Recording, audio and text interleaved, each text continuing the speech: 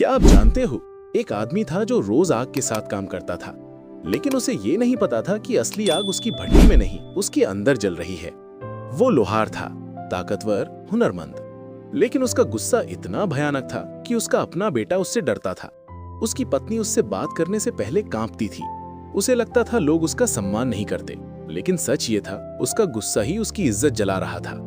फिर एक दिन उसकी मुलाकात हुई गौतम बुद्ध से, और बुद्ध ने उसे सिर्फ एक जलते हुए कोयले से ऐसी सीख दी जिसने उसकी जिंदगी और उसका घर दोनों बदल दिए।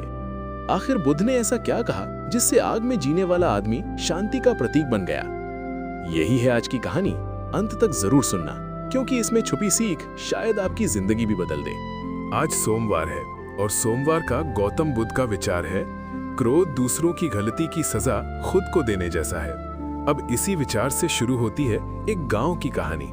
एक ऐसे इंसान की कहानी जो लोहे को तो गढ़ता था, लेकिन अपने स्वभाव को नहीं। एक छोटे से गांव में एक लोहार रहता था। उसका शरीर मजबूत था, हाथों में ताकत थी और उसके बनाए औजार पूरे इलाके में मशहूर थे। किसान उसकी बनाई दरांती लेते, बढ़ई उसकी कुल्हाड़ी और सिपाही उसकी तलवार। काम में वो इतना माहिर था कि लोग दूर दूर से उसके पास आते थे। लेकिन उसके हुनर से भी ज्यादा मशहूर थी उसकी एक और चीज, उसका भयानक गुस्सा। वो जरा सी बात पर भड़क उठता था। अगर आग ठीक से ना जले तो धौंकनी को लात मार देता। अगर लोहे पर चोट ठीक जगह ना पड़े तो हथौड़ा दूर फेंक देता। अगर कोई ग्राहक दाम पूछ ले तो उसे घूर कर देखता जैसे उसने कोई बड़ा अपराध कर दिया हो। धीरे धीरे लोगों ने उससे काम तो करवाना जारी रखा, लेकिन उससे बात करना कम कर दिया। उसकी दुकान पर खामोशी रहती, लोग काम बताते, पैसे देते और जल्दी से वहां से निकल जाते। लेकिन असली चोट उसके घर में लग रही थी। उसकी पत्नी एक सीधी साधी शांत स्वभाव की स्त्री थी। शुरू में वो समझाने की कोशिश करती, इतना गुस्सा मत किया करो, सेहत के लिए अच्छा नहीं है। लेकिन हर बार जवाब में उसे डांट ही मिलती, तुम मुझे सिखाओगी काम, घर संभालो बस। उनका एक छोटा बेटा भी था। पहले वो अपने पिता के पास बैठकर काम देखा करता था। उसे अच्छा लगता था जब चिंगारियां उड़ती थीं और लोहे का टुकड़ा आकार लेता था। लेकिन अब वो दूर खड़ा रहता। उसे डर लगता था कि कहीं पिताजी अचानक चिल्ला ना दे। घर में अब हंसी की आवाज कम हो गई थी। खाने के समय सब चुपचाप बैठते।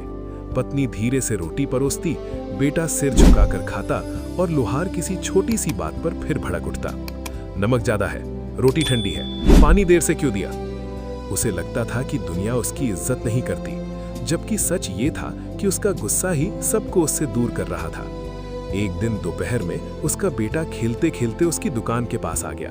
वो अपने दोस्तों को दिखाना चाहता था कि उसके पिताजी कितने ताकतवर हैं। उसने मासूमियत से कहा, पिताजी मुझे भी हथौड़ा चलाना सिखाओ ना। लोहार उस समय पहले से ही परेशान था। लोहे का टुकड़ा बार बार फिसल रहा था। उसने बिना सोचे समझे बेटे पर चिल्ला दिया, दूर हट, यहाँ खेलने की जगह नहीं है, काम में बाधा मत डाल। बेटा डर गया, उसकी आंखों में आंसू आ गए। वो धीरे धीरे पीछे हट गया और उस दिन पहली बार उसने अपनी माँ से कहा, माँ, पिताजी मुझसे प्यार नहीं करते क्या? ये शब्द उसकी माँ के दिल में तीर की तरह लगे। उसने बेटे को सीने से लगाया, लेकिन उसके पास कोई जवाब नहीं था। उसी शाम गांव में खबर फैली कि गौतम बुद्ध अपने शिष्यों के साथ पास के वन में ठहरे हैं। लोग उनके दर्शन करने जा रहे थे, कोई अपने दुख लेकर, कोई सवाल लेकर, कोई शांति की तलाश में। लोहार की पत्नी ने भी मन में सोचा, शायद अब यही आखिरी सहारा है। अगली सुबह वो चुपचाप बुद्ध के पास पहुंची। वहां शांति थी, पेड़ों की छाया में बुद्ध बैठे थे और आसपास कुछ लोग ध्यान से उनकी बातें सुन रहे थे। उनके चेहरे पर ऐसी शांति थी जैसे ठहरे हुए जल में होती है। जब सब लोग चले गए, वो उनके पास गई। उसकी आंखें भर आईं। उसने हाथ जोड़कर कहा, भगवान, मेरे पति बुरे इंसान नहीं है, लेकिन उनका गुस्सा हमारे घर को तोड़ रहा है। मेरा बेटा उनसे डरता है, मैं उनसे बात करने से डरती हूं। घर में शांति नहीं बची। बुद्ध ने बहुत ध्यान से उसकी बात सुनी। उन्होंने बीच में नहीं रोका। फिर धीरे से पूछा, क्या तुम्हारे पति अपने गुस्से से खुश हैं?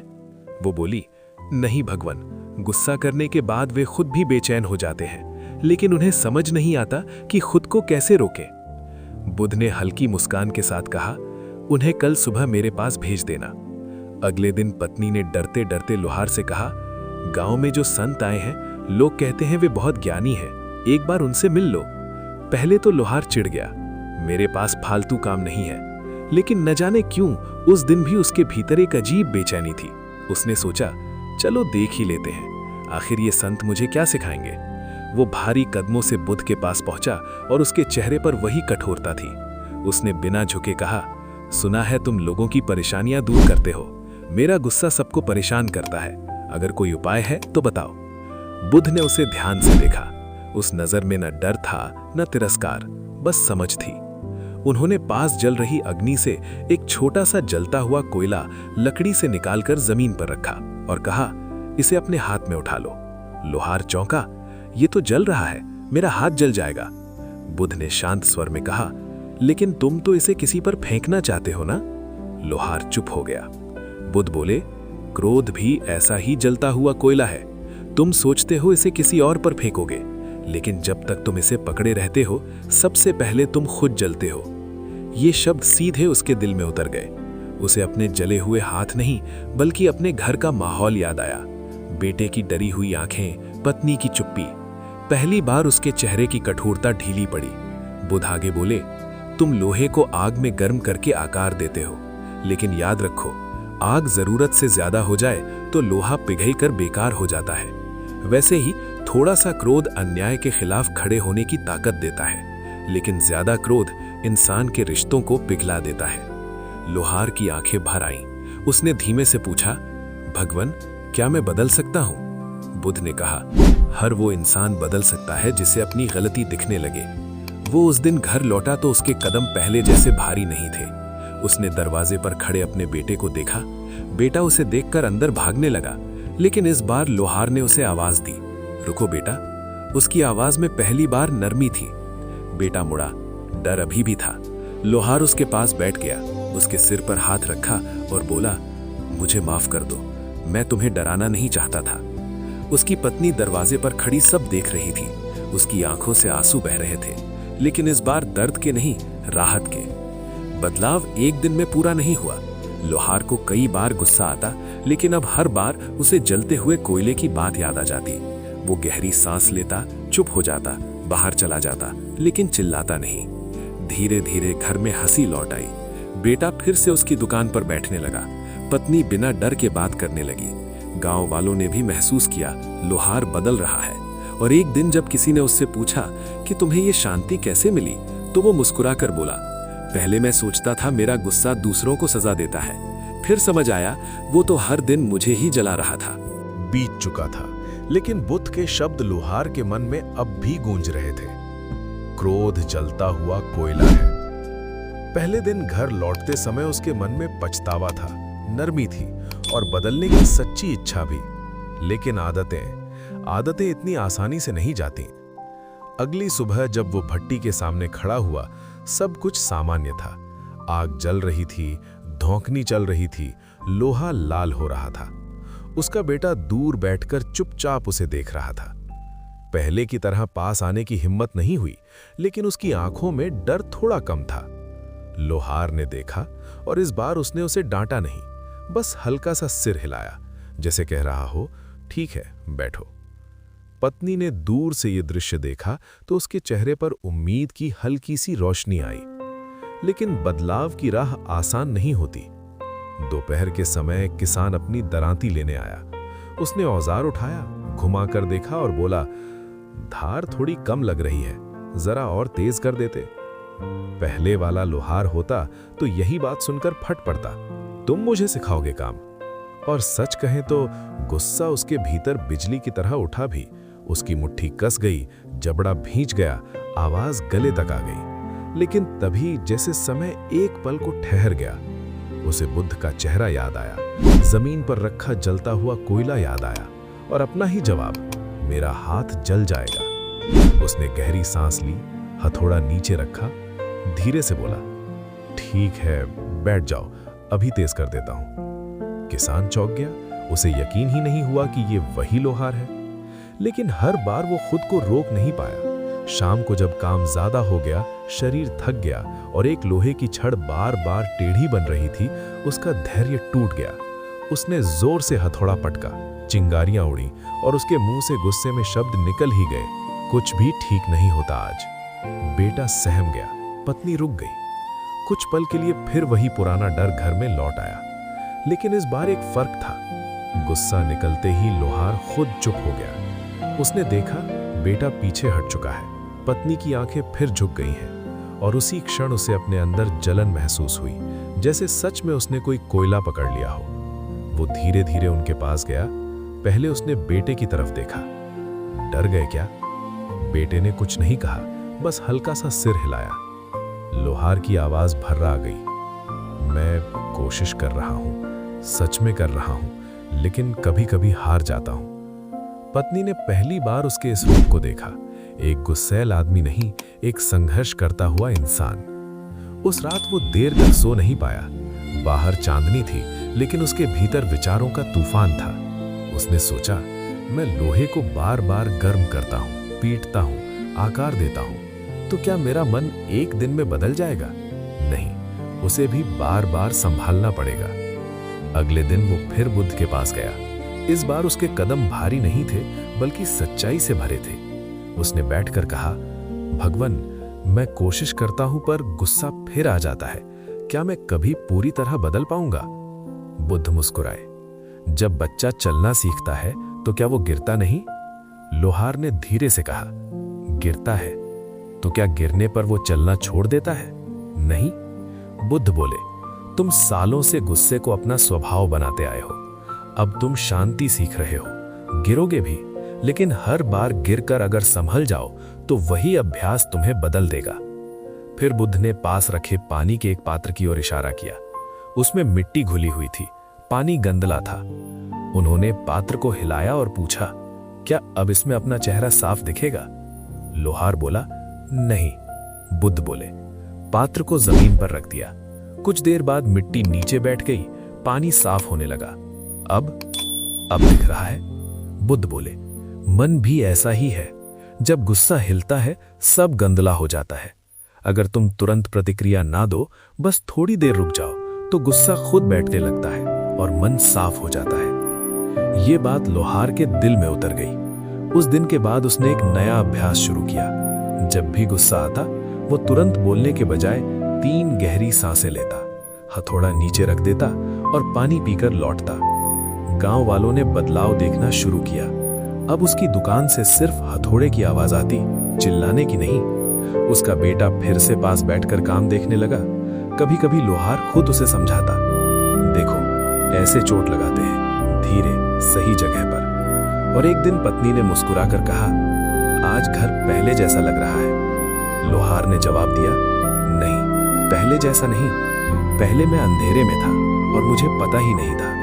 अब मुझे रास्ता दिख गया है, बस चलना सीख रहा हूं। बुद्ध से मिलकर लौटने के बाद लोहार का जीवन बाहर से कम, अंदर से ज्यादा बदलने लगा था।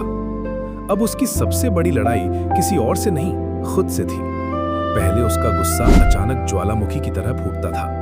अब वो उसे आते हुए महसूस करने लगा था, जैसे दूर आसमान में काले बादल धीरे धीरे घिरते हैं। एक दिन सुबह सुबह एक व्यापारी उसकी दुकान पर आया। वो जल्दी में था। बोला, मुझे अभी के अभी 4 नए औजार चाहिए, देर हुई तो मेरा नुकसान हो जाएगा। लोहार ने शांत रहकर काम शुरू किया, लेकिन काम ज्यादा था, समय कम। आग तेज करनी पड़ी, पसीना बहने लगा। व्यापारी बार बार पूछता, हो गया क्या? कितना समय लगेगा? जल्दी करो। हर सवाल उसके अंदर चुभ रहा था।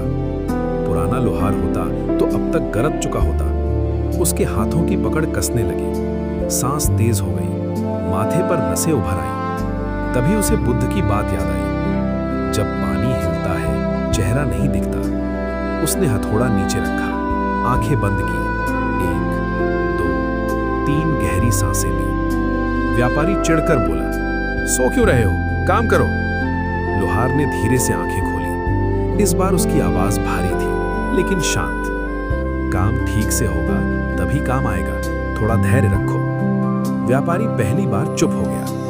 लोहार ने महसूस किया, गुस्सा अभी भी था, लेकिन अब वो उसका मालिक नहीं था। उस दिन शाम को उसका बेटा उसके पास बैठा था। उसने पूछा, बाबा, आपको पहले इतना गुस्सा क्यों आता था? लोहार कुछ देर चुप रहा, फिर बोला, क्योंकि मुझे लगता था अगर मैं चिल्लाऊंगा नहीं तो लोग मेरी बात नहीं मानेंगे। मुझे लगता था गुस्सा ताकत है। बेटे ने मासूमियत से पूछा, तो अब क्या लगता है? लोहार ने उसके सिर पर हाथ फेरते हुए कहा, अब समझ आया, जो खुद पर काबू नहीं रख सकता वो ताकतवर नहीं होता। ये कहते हुए उसे खुद भी हैरानी हुई। ये शब्द जैसे उसके भीतर से नहीं, उसके बदले हुए मन से निकल रहे थे। लेकिन असली परीक्षा अभी बाकी थी। एक रात गांव में तेज बारिश हुई। सुबह पता चला कि उसकी बनाई एक बड़ी लोहे की जाली जो किसी के घर में लगी थी गिर गई है। घर वाले गुस्से में उसकी दुकान पर आए। तुम्हारा काम घटिया है, हमारी दीवार टूट गई। सच ये था कि दीवार पहले से कमजोर थी, लेकिन आरोप सीधे उसी पर लगा। भीड़ जमा हो गई, सबकी निगाहें लोहार पर थीं। उसके भीतर फिर आग भड़की। मैंने सही काम किया था, मेरी गलती नहीं है। शब्द गले तक आए, लेकिन उसने खुद को रोक लिया। उसे याद आया, जलता कोयला, गंदला पानी, बेटे की डरी हुई आंखें। उसने शांत स्वर में कहा, आओ चलकर देख लेते हैं, अगर मेरी गलती होगी तो मैं ठीक कर दूंगा। लोग हैरान थे। यही लोहार पहले सबको डांट कर भगा देता था। वो उनके साथ गया, दीवार देखी, समझ गया कि सच में उसकी गलती नहीं थी, लेकिन उसने फिर भी जाली ठीक की, मजबूती से लगाई। वापस लौटते समय एक बूढ़े आदमी ने कहा, आज तुमने काम से ज्यादा अपना स्वभाव दिखाया है। उस रात लोहार फिर बुद्ध के पास गया। उसने कहा, भगवन, आज पहली बार मैं चिल्लाना चाहता था, लेकिन रुका रहा। अंदर आग थी, फिर भी बाहर शांति थी। ये क्या है? बुद्ध मुस्कुराए, यही साधना है।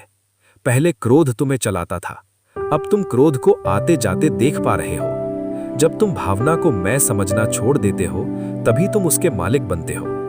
लोहार ने पूछा, क्या एक दिन गुस्सा पूरी तरह खत्म हो जाएगा?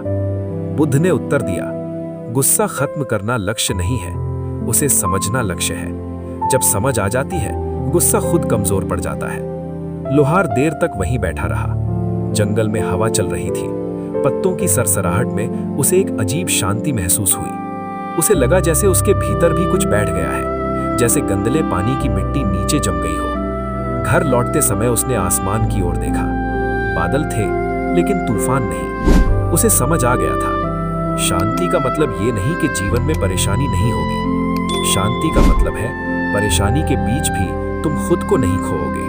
समय बीत रहा था और गांव वाले अब एक नए लोहार को देख रहे थे। वही ताकतवर हाथ, वही आग की भट्टी, लेकिन स्वभाव में ठहराव आ गया था।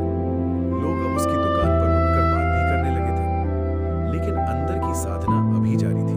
एक दिन दोपहर में उसका पुराना परिचित, जो उससे हमेशा चलता था, उसकी दुकान पर आया। उसने जानबूझकर ताना मारा, सुना है अब तुम संत बन गए हो, गुस्सा करना छोड़ दिया, या ये भी कोई दिखावा है?